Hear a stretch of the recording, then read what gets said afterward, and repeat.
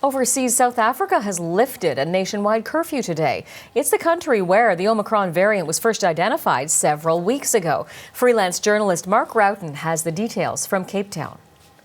It's a very well-timed decision for the average South African citizen, just a day before New Year's celebrations, but it is meeting mixed reactions because of the timing. We've a situation in the country where in 7 of the 9 provinces, health experts are confident that the wave of Omicron-driven infections, the 4th wave in the country, has reached its peak and is now receding.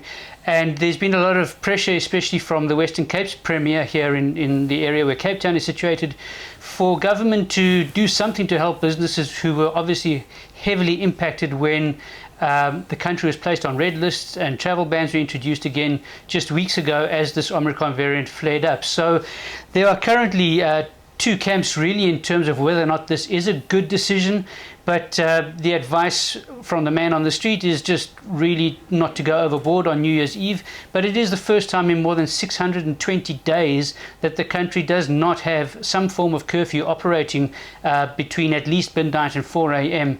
The other impact or the other influence this year is that we will not have an alcohol ban on New Year's Eve, which was in place last year, and that also has an impact on the potential trauma risk for hospital wards across the country. But generally, most South Africans are rejoicing at a little bit of breathing space. But there's very high potential for I told you so's in just a few weeks' time.